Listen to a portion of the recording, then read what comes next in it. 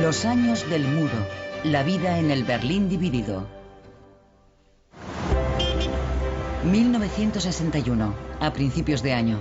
Berlín Oeste es una isla en medio de la República Democrática Alemana, el escaparate del mundo libre, del capitalismo, el objetivo de muchos fugitivos del Este. Berlín Oeste, libertad política, estado del bienestar. Berlín Este, gobierno del Partido Socialista Unificado, SED, en cooperación con los ocupantes soviéticos. Dos sistemas, dos divisas, una ciudad. Miles de personas abandonan la RDA. Es una catástrofe. El país se desangra. Es verano. Los ciudadanos se divierten en la primera fiesta popular germano-estadounidense. Pero el ambiente se altera ante los rumores de que Berlín Este quiere cerrar las fronteras. El jefe de Estado de la RDA, Walter Ulbricht, los tranquiliza. No tengo conocimiento de que exista ese propósito. Los obreros están ocupados en la construcción de viviendas y ahí es donde se está utilizando la mano de obra. Nadie tiene la intención de construir un muro. ¿Nadie tiene la intención? Pero los planos existen. Los berlineses del este y del oeste disfrutan del verano, toman el sol y buscan ofertas. Todo parece normal. Nadie sospecha lo que se cierne sobre ellos.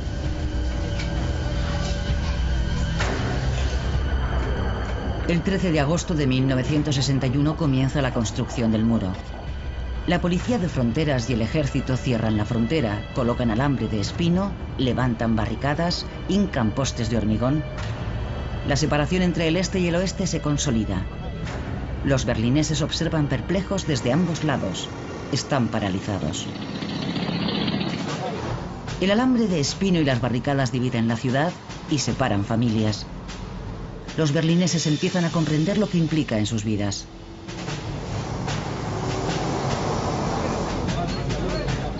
Los aliados occidentales observan, pero no intervienen, pues el muro no recorta su poder ni sus zonas de ocupación. Sin embargo, los berlineses del oeste se sienten encerrados. El alcalde Willy Brandt está horrorizado.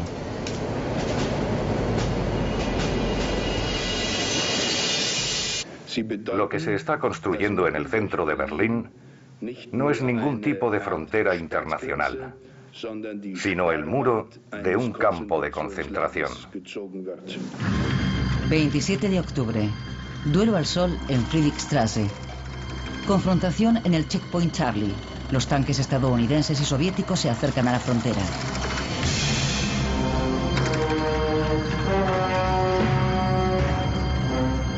La policía del pueblo ha detenido y registrado a unos soldados americanos en Berlín Este, una infracción clara. Los estadounidenses y los británicos no quieren tolerarlo y la escalada militar parece posible. El mundo contiene la respiración. Tras 16 horas, todos los tanques se retiran. Ambas potencias se sienten vencedoras. 1962. Más de 20 personas han muerto ya intentando huir al oeste. En el aniversario de la construcción del muro a las 12, los berlineses occidentales lo dejan todo y durante 3 minutos recuerdan en silencio a los muertos. Después protestan a bocinazos.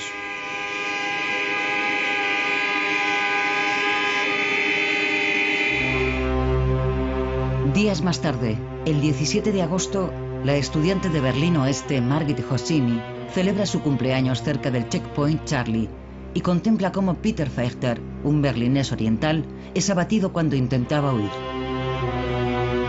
Yace gravemente herido en la franja de la muerte.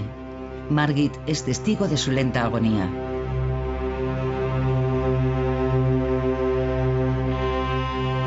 Fue traumático para todos nosotros. Un verdadero horror. Vimos a aquel hombre y oímos sus gritos pidiendo ayuda. Al principio era un grito de socorro normal. Se hizo más intenso y después más silencioso cada vez. Como si fuera la vida lo que huía de aquel cuerpo. Fue horroroso. Verdaderamente horroroso. Nadie se atreve a ayudar a los moribundos. Ni los americanos, ni la policía de Berlín Oeste, ni los guardias de la RDA. Una hora más tarde recogen el cuerpo sin vida. Las imágenes dan la vuelta al mundo y se convierten en un símbolo de la inhumana división forzosa de Berlín. Verano de 1963. 2 años después de la construcción del muro, John Fitzgerald Kennedy, mensajero de la esperanza, visita el oeste de la ciudad. Los berlineses han tenido que esperar mucho tiempo. El entusiasmo por la visita del presidente americano es enorme y el recibimiento increíble. Su recorrido por una ciudad cercada en un vehículo descubierto es un paseo triunfal. 1 millón de personas lo ovacionan y entre ellas Hiram Cote, de 20 años. Lleva días esperando la visita. Era un hombre increíble, de verdad, un gran hombre y una gran persona, y vino a vernos a nosotros, a los berlineses, y nos dijo que todo el mundo estaba con nosotros. Fue una sensación apasionante. Cientos de miles de berlineses occidentales se reúnen ante el ayuntamiento de Schöneberg para escuchar el discurso. La gente espera un signo claro de la protección americana. Sus palabras liberan a los berlineses de muchos de sus miedos y se convierten en leyenda. Por eso, como hombre libre, es para mí un orgullo decir, yo soy berlinés.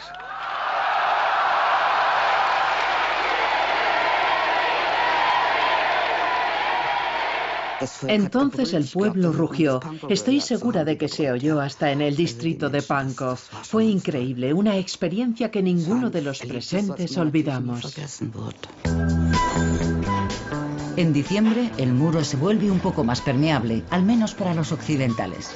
Los permisos de paso permiten por primera vez visitar a los familiares del otro lado.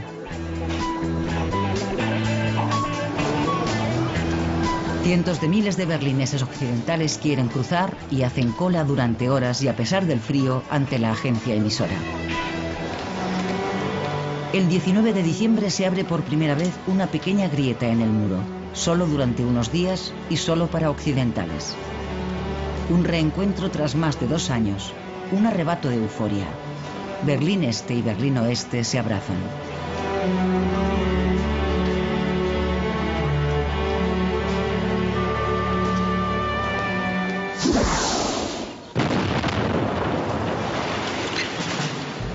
Mientras, se siguen dinamitando las viviendas próximas al muro. Para los dirigentes de la RDA, están demasiado cerca de la frontera. Los edificios van dejando espacio para la Franja de la Muerte y para nuevas instalaciones fronterizas. La huida a través del muro es cada vez más difícil. Octubre. Una fuga espectacular. Unos estudiantes de Berlín Oeste excavan un túnel en la Barnauer Straße para llegar a Berlín Este. El túnel mide 145 metros de largo y está a 12 metros bajo tierra.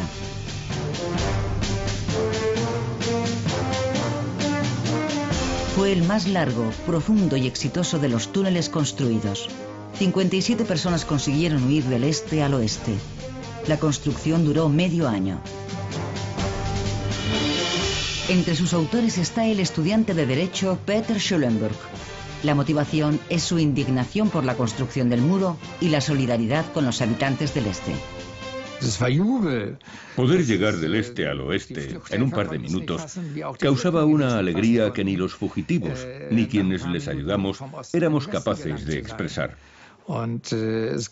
Algunos fugitivos creían que no habían llegado todavía al oeste, sino que tal vez la Stasi los había detenido. Había lágrimas de alegría, un llanto liberador.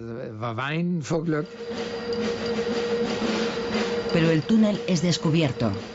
Se produce un tiroteo entre la policía de frontera de la RDA y los constructores. El soldado Egon Schultz muere tras el impacto de una bala perdida.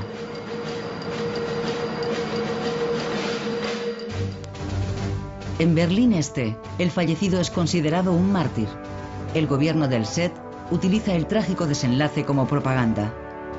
El gobierno del Este oculta durante décadas que Egon Schultz había muerto por la bala perdida de un compañero. Peter Schulenburg y sus compañeros lo descubrieron en los archivos del Stasi tras la caída de la RDA.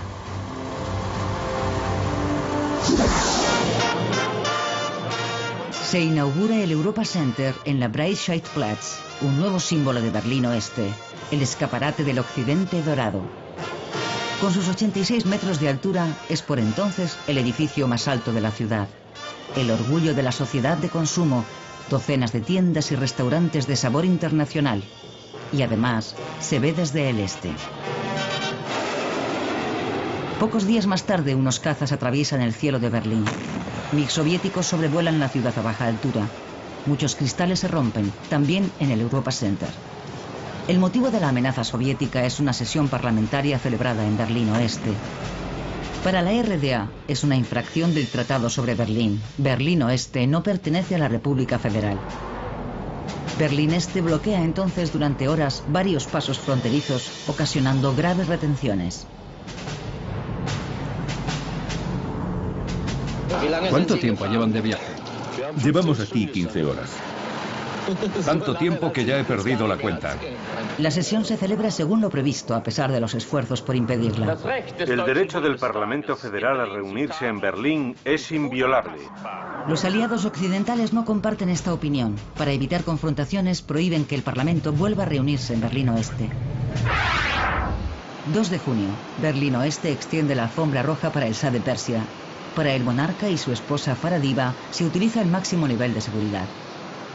Hubo protestas estudiantiles, no solo contra la ley de emergencia y la guerra de Vietnam, sino contra todas las dictaduras, estuviesen en Grecia o en Irán. En el ayuntamiento de Schöneberg, el Shah se dispone a estampar su firma en el libro de oro de la ciudad, mientras en la calle un coro de voces lo acusa de asesino, y un grupo de iraníes ataca con tablones a los manifestantes. La policía de Berlín Oeste tarda en intervenir para impedir la agresión. Por la tarde, el Shah acude a la ópera para ver la flauta mágica de Mozart. Es insultado de nuevo. La policía recibe la orden de expulsar a los manifestantes, permitiendo usar la porra. Hacia las 8:30 se oye un disparo. El sargento Karl-Heinz Kurras ha derribado a un estudiante. El joven se llama Benno Ohnesorg. Los esfuerzos por salvarlo son inútiles y muere esa misma noche.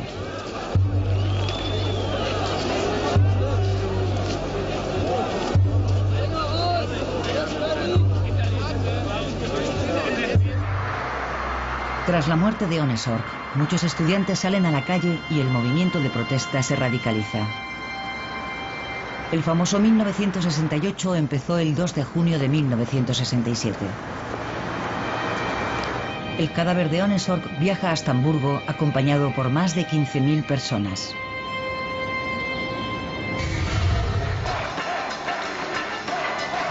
...1968...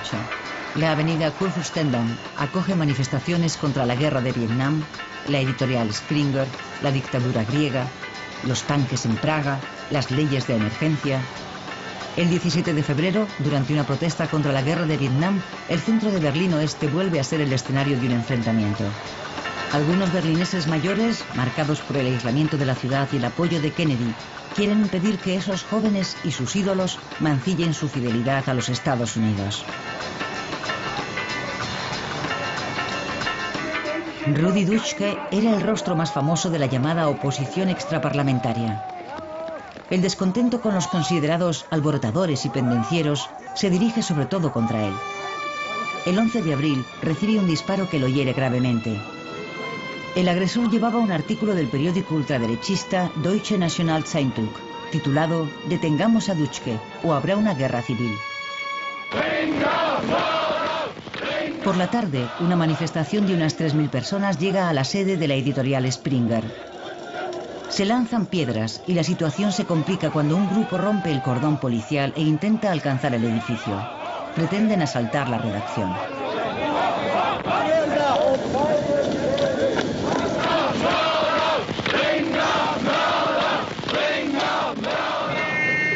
Consiguen asaltar el edificio y destrozan e incendian varios vehículos para impedir la distribución de los periódicos de Springer. La policía recupera el control de la situación con gran esfuerzo. Al día siguiente, la sede de Springer aparece rodeada de alambre de espino. El enfrentamiento entre la sociedad de Alemania Occidental y su juventud rebelde se intensifica. 1970. Nace la RAF, facción del Ejército Rojo. Horst Mahler y Ulrike Meinhof organizaron la huida del presidiario Andreas Baader. El izquierdista radical Baader, que cumple condena en Berlín Oeste, es visitado por la periodista Ulrike Meinhof, que se dispone a escribir un libro a medias con él. Su abogado Horst Mahler organiza una reunión fuera de la penitenciaría. Según los informes, los secuestradores lanzaron gas lacrimógeno por la puerta de la facultad, obligaron a los trabajadores a apartarse y liberaron a Baader utilizando armas de fuego. La liberación de Baader ha sido un éxito de la RAF. La conocida periodista de izquierdas, Ulrike Meinhof, pasa a la clandestinidad mientras el abogado Horst Mahler cambia de bando en varias ocasiones. El grupo viaja a Beirut con pasaportes falsos desde el aeropuerto de Schönefeld, en Berlín Este. Los agentes de frontera orientales se dieron cuenta de la falsificación, pero no actuaron, ayudándoles a huir. El 29 de septiembre de 1970, la RAF realiza un ataque sorpresa triple. Asaltantes enmascarados atacan a la vez 3 bancos de la ciudad. La policía encontró una bolsa de papel con abrigos, chaquetas y máscaras hechas con gorros de lana. El abogado Horst Mahler fue detenido. Otros miembros de la RAF consiguieron huir. Por primera vez, el terrorismo es una amenaza internacional.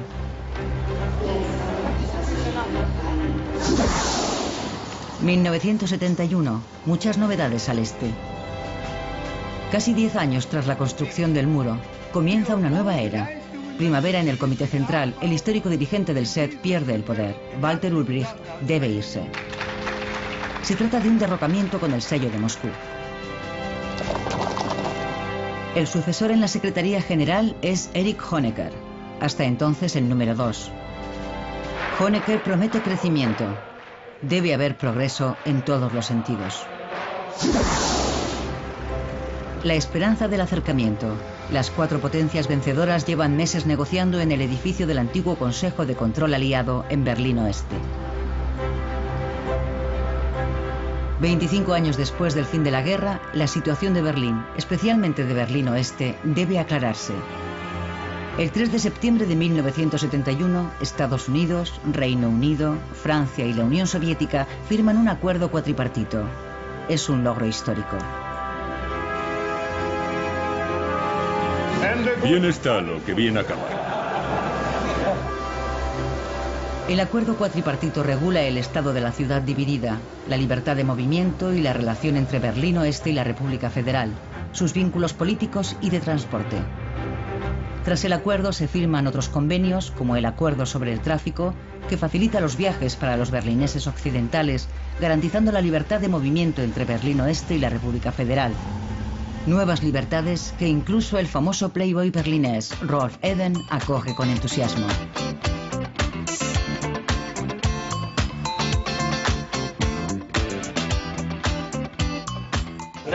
Los berlineses nos beneficiaremos en gran medida de este nuevo acuerdo. Si los ciudadanos de la República o de otros países pueden venir a Berlín sin molestias y sin tener que esperar horas en la frontera, serán muchos los que decidan hacer una escapada a nuestra ciudad. Primavera de 1972. Berlín Este experimenta las nuevas facilidades para viajar. Como gesto de buena voluntad, los berlineses occidentales pueden viajar al este de la ciudad durante la Pascua. Las 5 oficinas abiertas en Berlín Oeste reciben en 3 días casi 60.000 solicitudes de viaje. Llega el 29 de marzo y los occidentales pueden volver a la otra parte de la ciudad. Reencuentros conmovedores por primera vez en 6 largos años. La estación de Friedrichstraße está abarrotada. También esperan a Gerd Knecht y los regalos que lleva. No se podía decir cualquier cosa por teléfono, así que decían indirectamente lo que querían que les llevase. Café, chocolate y un vestido para la pequeña. Era lo que querían y se lo llevé.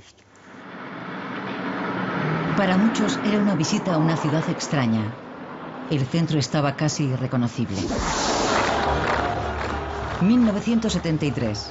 Berlín Este invita a la juventud del mundo. Por segunda vez desde 1951, la ciudad organiza el Festival Mundial de la Juventud y los Estudiantes. Llegan 8 millones de visitantes. La disciplina socialista no les resulta muy atractiva. Amor libre, pelo largo, desorden y color. Por una vez, parece que todo está permitido en la capital de la RDA. Un estado de excepción que dura 9 días. Invitados de 140 países, días llenos de alegría y noches llenas de amor. La juventud libre alemana se mueve a ritmo de samba, carnaval en Berlín Este.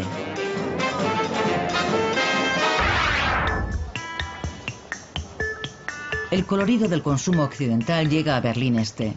Las Intershops, tiendas con productos occidentales para divisas occidentales, hasta ahora solo para turistas, abren sus puertas a los ciudadanos de la RDA. Deben pagar con marcos occidentales y el dinero enviado por los familiares se transforma en café, chocolate o tabaco. También la periodista de Berlín Este, Regine Silvester, descubre el mundo del consumo. En las tiendas siempre había estantes vacíos. No había tantos productos ni eran tan brillantes. En Pascua y en Navidad, por ejemplo, me gustaba visitar la Intershop. Me encantaban los alegres Papá Noel y las liebres de Pascua con sus campanas. Es curioso, pero despertaron en mí un gran entusiasmo. Las dos repúblicas entablaron relaciones diplomáticas oficiales en mayo. El representante ministerial de Bonn, Hans Otto Bräutigam, se reúne con una unidad avanzada en Berlín Este. Su lugar de trabajo está en obras. Los diplomáticos de la RFA residen en el hotel Unter den Linden. Nada más llegar, Bräutigam recibe a los visitantes, sobre todo ciudadanos de la RDA que quieren salir del país. Entonces fue cuando me quedó claro la dimensión humana de la división de Alemania.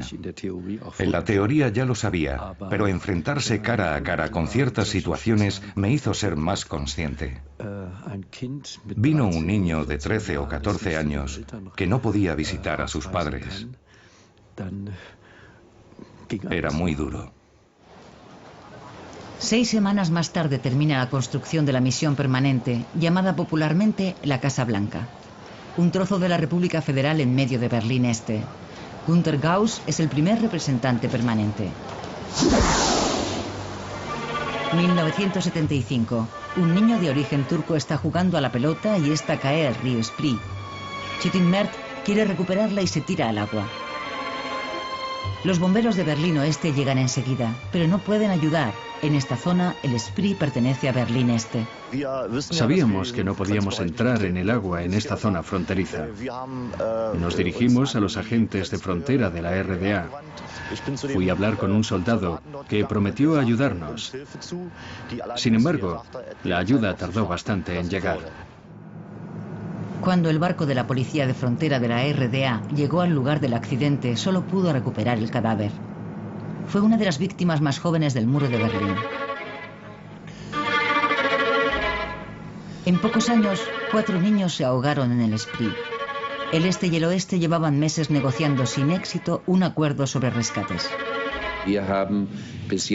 Siempre habíamos mantenido que no era nuestra misión cerrar las fronteras ni instalar vallas. Sin embargo, nos vimos obligados a renunciar a esa postura para proteger a los ciudadanos y, sobre todo, a los niños pequeños. La ribera oeste se cerró al final con una valla. Los soldados de frontera del este recibieron la orden de actuar inmediatamente en caso de accidentes.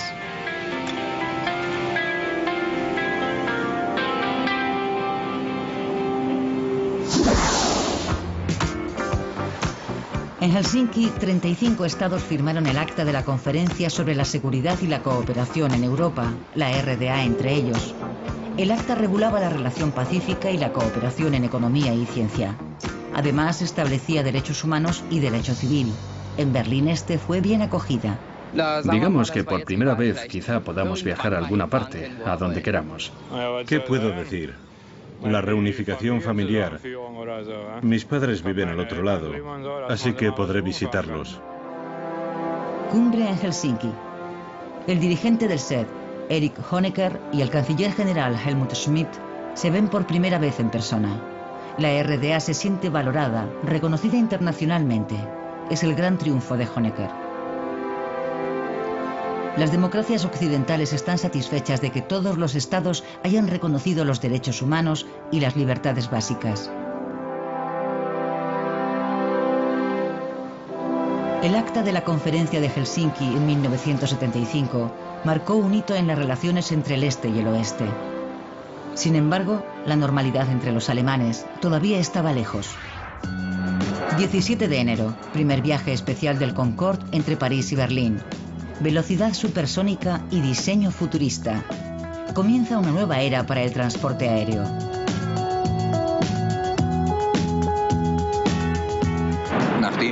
Tras la vuelta de honor del Concorde sobre el cielo de Berlín, tomó tierra a las 9:45. Miles de berlineses esperaron durante horas a pesar del frío para poder echar un vistazo al interior del avión.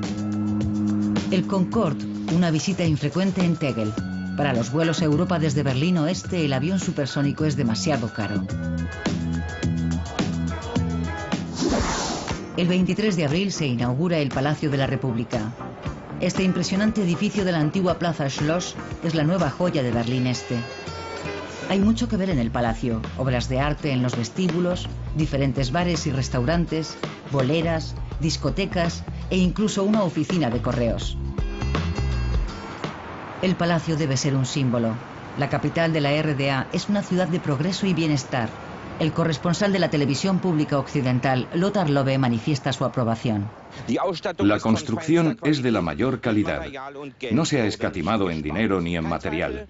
No hay duda, los trabajadores y los ingenieros lo han dado todo en esta obra. Los acabados son también correctos. Sin embargo, muchos ciudadanos de la RDA se alegrarían si todas las viviendas fuesen de la misma calidad.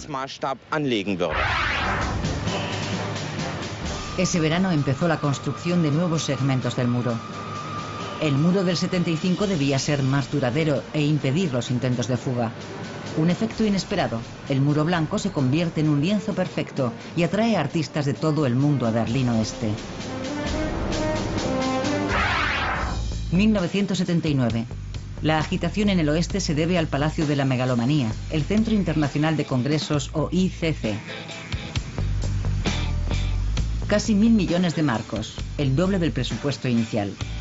80 salones en 12.000 metros cuadrados. La respuesta del oeste al Palacio de la República. Si el este puede hacerlo, el oeste puede superarlo.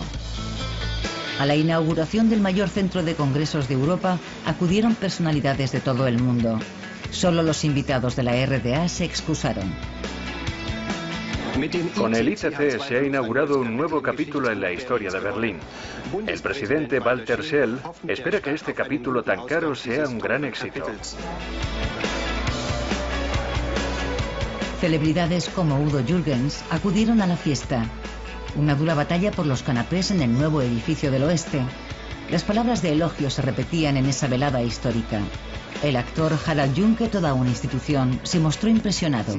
Desde fuera se parece un poco a la nave Enterprise, pero el interior, como puede apreciarse, es un lugar muy vivo y animado, lleno de posibilidades para la comunicación. Es muy importante para Berlín. Al otro lado del muro, alegría por decreto. Siempre hay algún motivo. Esta vez es la reunión de Pentecostés de la juventud. En 1979, el lema son los 30 años de la República Democrática Alemana. No se escatima en gastos ni en esfuerzo. Pero el aniversario no solo se celebró con fiestas. La Asociación de Escritores de Berlín Este, junto con el partido y el Ministerio para la Seguridad, organizó un juicio contra 9 espíritus críticos. Entre ellos, famosos escritores como Stefan Heym, Klaus Schlesinger o Rolf Schneider. De 400 escritores, 350 votaron por la expulsión de sus compañeros. Eso les impidió ejercer, pues solo los miembros de la asociación podían publicar en la RDA. Schneider, de 47 años, pierde su fuente de ingresos, pero eso no es todo. Nos condenaron al ostracismo. No es un proceso agradable para los implicados y mucho menos para nuestros familiares. Yo tenía hijos en edad escolar que heredaron las consecuencias, que sufrieron verdaderos abusos, no por parte de sus compañeros, sino de los profesores. Era un sistema perverso. El mundo ideal del socialismo. El 7 de octubre se celebran los 30 años de la República. El jefe del Kremlin, Leonid Brezhnev, y su anfitrión, Erich Honecker, unidos en un beso fraternal.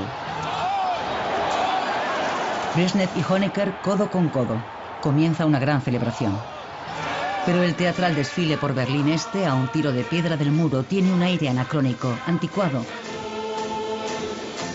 La procesión de antorchas por Unter-den-Linden trae desagradables recuerdos del pasado.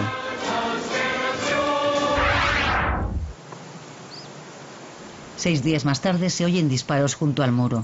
Según la policía de Berlín, ha debido de tratarse de un tiroteo entre la Guardia de Frontera y un fugitivo. Unas horas después del tiroteo, han visto transportar un cadáver en una camilla. Iba cubierto con una manta. Un testigo presencial.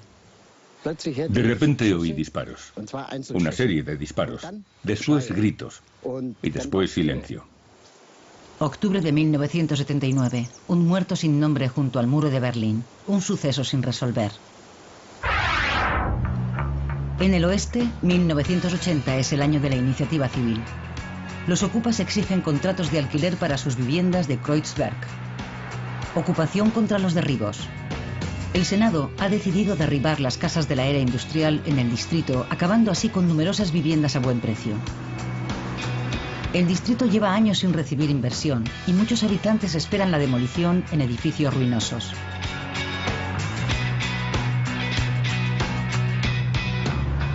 Barrios enteros desaparecerán. Los críticos hablan de destrucción. La idea de los urbanistas es construir edificios de viviendas como el nuevo centro de Kreuzberg, grandes bloques con tiendas. Los berlineses reniegan del cemento, pero los viejos barrios parecen perdidos. En los edificios condenados viven inmigrantes, artistas y residentes arraigados. El colorido de Kreuzberg a la sombra del muro.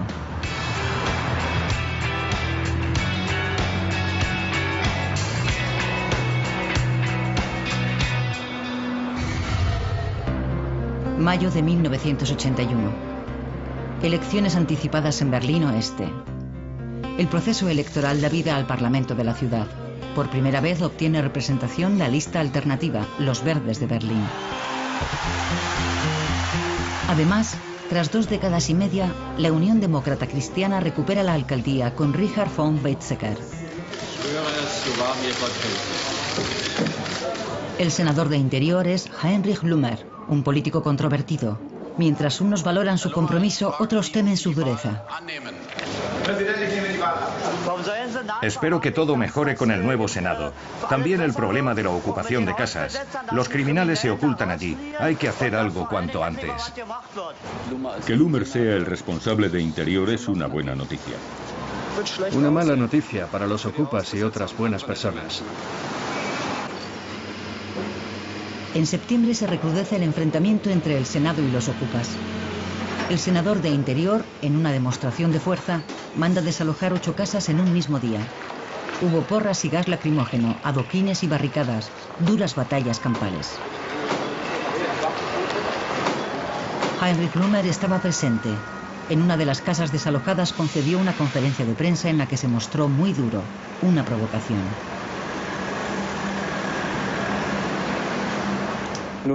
Bueno, como suele decirse, de hacerlo bien.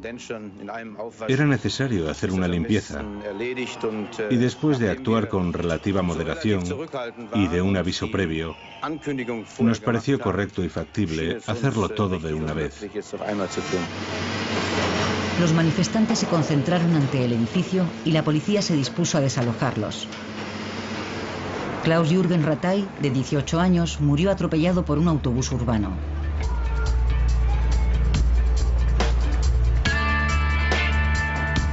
La muerte del manifestante causó una gran conmoción.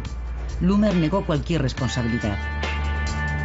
Al principio de esta horrible semana de violencia, hubo lanzamientos de piedras y bolas de acero, cristales rotos y mucho más. No fue la policía quien sembró la violencia, son otros los responsables. Buenas tardes. Según la prensa de Berlín Oeste, el pasado domingo se produjo una muerte en el paso fronterizo de Drewitz. El Berliner Morgenpost informa hoy de que un conductor de 45 años, originario de Asendorf, en la comarca de Diepholz, Baja Sajonia, quedó malherido durante un interrogatorio en el puesto fronterizo de la RDA. Rudolf Burkert murió de un infarto durante un interrogatorio. Su muerte fue un lastre para las relaciones entre los dos estados. 2 semanas más tarde, otra persona fallece a causa de un fallo cardíaco durante los trámites aduaneros. Los viajeros cruzan la frontera con un mal presentimiento. No me gusta cruzar. ¿Por qué? Las medidas de seguridad en la frontera son un poco duras. Uno siente alivio cuando cruza, como cuando se va la niebla. Usan técnicas de terror, pero yo lo veo normal.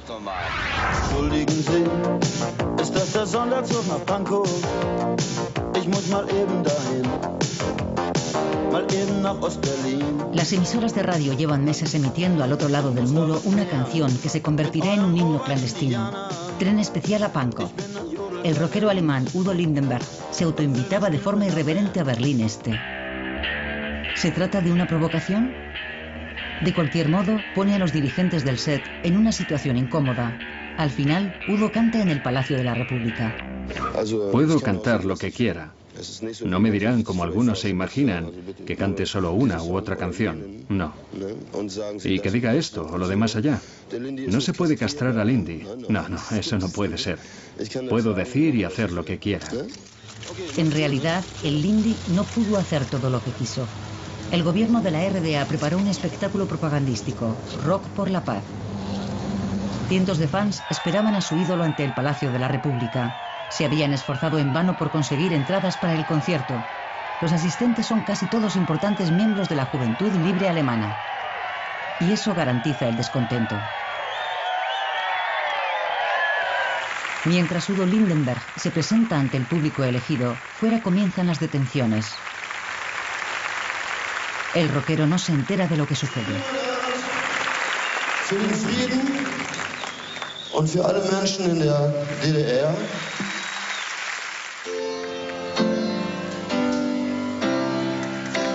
Pero no es la única decepción. Lindenberg no canta su éxito Tren especial a Pankow, sino una canción por la paz mundial y contra la guerra. Keiner will sterben, das ist doch klar. Wozu sind denn Kriege denn? Las primeras imágenes del día, las personas hacen señas, son algunos de los más de 40 ciudadanos de la RDA que se han refugiado en la misión permanente de la República Federal en Berlín Este. Quieren forzar su salida del país, incluyendo a 13 niños. Las imágenes llegan a la RDA y provocan una reacción en cadena. Inge Albrecht, una berlinesa oriental de 20 años, tiene a sus espaldas varios intentos de fuga frustrados. Una amiga la convence para probar suerte en la misión permanente. Ella había oído en las noticias que había refugiados en la embajada, así que tomamos la decisión en solo un par de días. Son 2 de las más de 50 personas que desean salir del país y se hacinan en la misión permanente.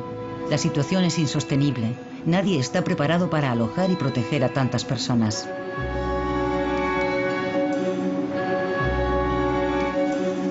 Los dirigentes del SED no dan su brazo a torcer. Berlín Este quiere evitar a toda costa que la solución vaya en contra de sus intereses. Hans Otto Bräutigam, responsable de la misión permanente, busca desesperado una salida. Ese fue el punto más complejo de toda mi misión. Una auténtica crisis. Una crisis que, si no se resolvía en menos de 3 meses, 3 meses escasos, habría afectado a las relaciones internacionales probablemente con graves contratiempos. El 26 de junio se rinde ante el gentío. Las puertas para visitantes se cierran, abandonando la política de puertas abiertas. No había otra alternativa. A finales de julio se alcanza una solución para los 55 refugiados que siguen en la misión. Tras duras negociaciones, Berlín Este les garantiza la impunidad y el viaje inminente al oeste, pero debían salir del edificio.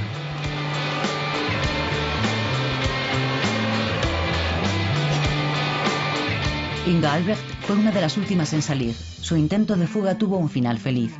Una vez llegada al oeste, viajó en tren urbano hasta el campo de refugiados de Marienfelde. Allí me encontré con una mujer. Me dirigí a ella y le pregunté, disculpe, ¿voy bien para Marienfelde? Entonces se levantó y me dijo en voz alta, para que todos pudiesen oírla, niña, ¿vienes de la RDA? Y empecé a llorar.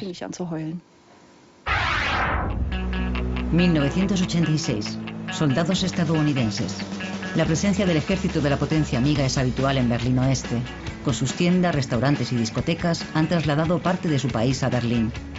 Katia Bajadori, berlinesa de 19 años, suele ir a la Belle con su novio estadounidense. La música era genial, cosas que aquí no se oían, recién llegadas de Nueva York. La noche del 5 de abril, Katia Bajadori está en la Belle. Poco después de la 1:30 explosiona una bomba en medio de la discoteca. Todo estaba oscuro, no se veía nada. Por lo visto se me rompieron los tímpanos, así que viví toda la experiencia como si estuviera debajo del agua.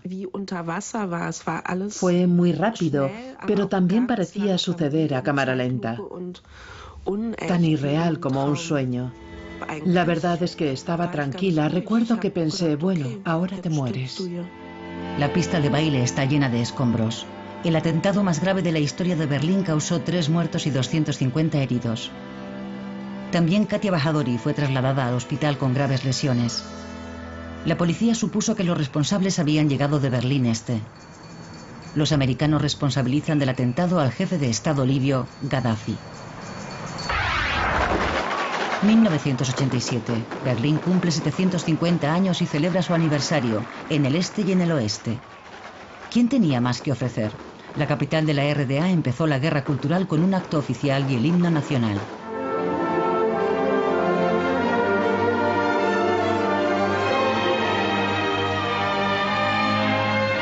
En Berlín Oeste también sonó el himno nacional, el otro. Erich Honecker, aunque estaba invitado, no asistió. El motivo, el canciller. La división de Berlín, de Alemania y de Europa, de esto estoy seguro, no perdurará en la historia. El gobierno del Este se sintió insultado por esas palabras y devolvió inmediatamente la invitación del alcalde Eberhard Diepgen. Teatro político en lugar de ambiente festivo.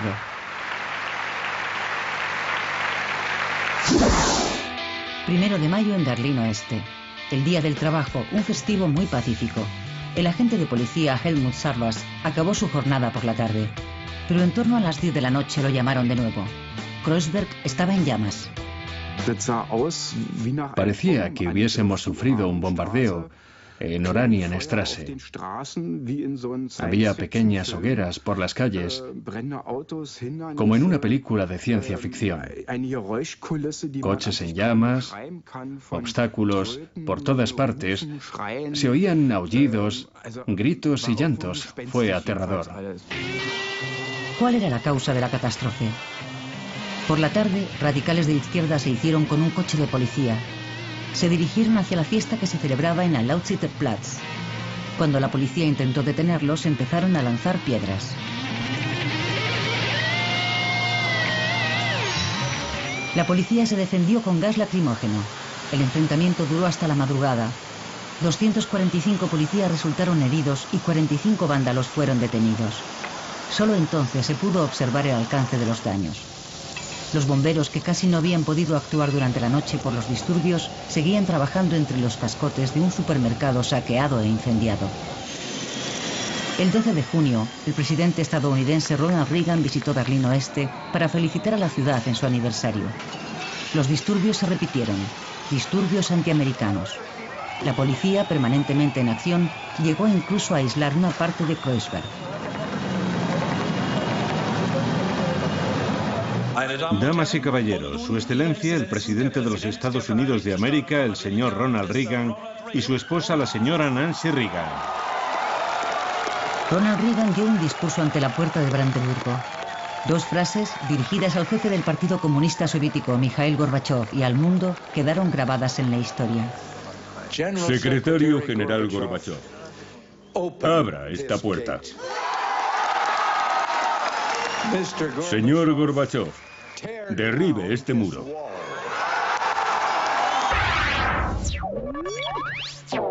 Pero volvió a haber muertes. Desde 1961, más de 130 personas perdieron la vida en el muro de Berlín. El último a principios de febrero. El joven berlinés Chris Gefroy, muerto por disparos en un intento de fuga. La emisora Berlín Libre informaba. Este es el lugar de los hechos. Los dos jóvenes intentaron llegar al oeste. Por primera vez en más de 2 años, ha vuelto a haber disparos mortales en la frontera interior alemana. Pocas semanas más tarde se revoca la orden de disparar. 9 de noviembre de 1989. Los políticos de Berlín Oeste hablan en la prensa de la derrota del muro. Como muchos otros berlineses occidentales, la actriz Regina Lemnitz se sorprendió al leerlo por la mañana. No se lo creía. Me enteré de la construcción del muro a los 15 años, escuchando la radio con mi padre a las 5 de la mañana. El muro había existido durante toda mi vida como adulta. En realidad nunca había podido imaginarme que caería, que desaparecería. Günter Schabowski, miembro del Politburó, habló en una conferencia de prensa internacional. Por lo tanto, hoy hemos decidido aprobar una nueva norma que permitirá a todos los ciudadanos de la RDA viajar al extranjero a través de un puesto fronterizo de la RDA. Mis padres viven al otro lado. ¿Seguro que puedo cruzar y visitarlos? Sí, puede cruzar, vamos.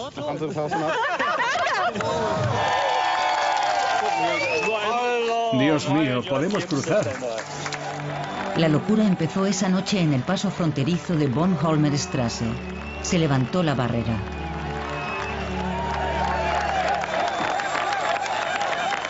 Esa tarde, Regina Lemnitz representaba en Berlín Oeste una comedia sobre una inglesa que viaja a Grecia y descubre nuevos horizontes. En el último acto, empezó un alboroto detrás del escenario. Allí había 6 personas que decían: el muro está abierto, el muro está abierto.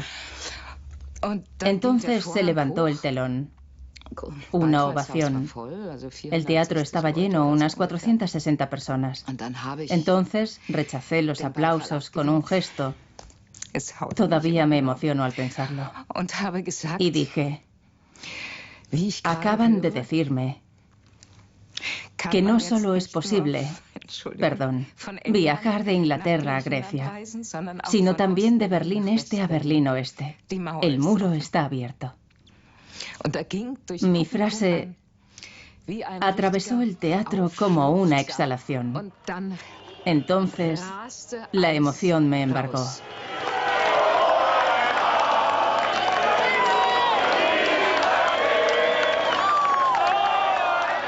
Una noche llena de felicidad, algo excepcional. El este abraza al oeste. Esa noche quedó claro, el muro se cae. El muro se cae.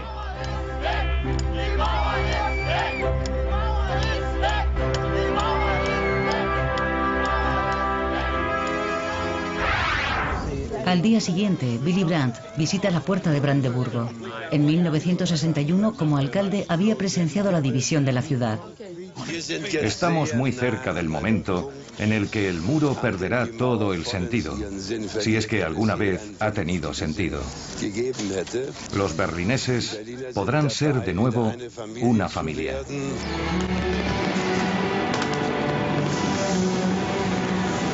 Y por primera vez en 28 años, los berlineses celebran juntos el fin de año.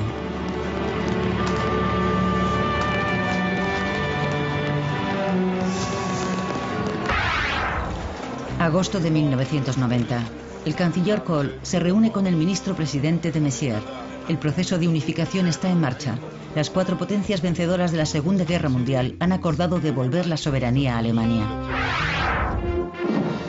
El 2 de octubre de 1990, la víspera de la unificación, termina el control de los aliados.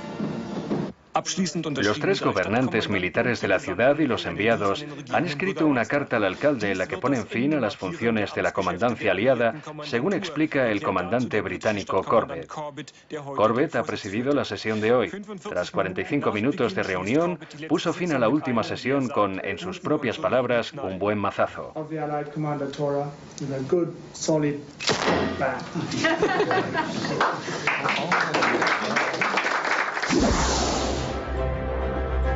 Berlín, la ciudad del muro, se convierte en la ciudad de la unidad. Una imagen histórica. A las 0 horas del 3 de octubre, la República Democrática Alemana se integra en la República Federal Alemana.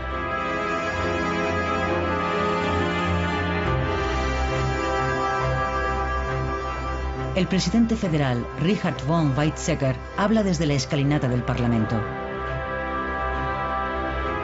329 días tras la caída del muro, Alemania está unida. Una revolución pacífica en el corazón de Europa. Berlín vuelve a ser Berlín. El muro pertenece al pasado. Ahora hay que superar las décadas de división. Las 2 partes buscan un futuro común a pesar de su pasado divergente. Berlín, una ciudad camino de convertirse en metrópoli de la Europa unida.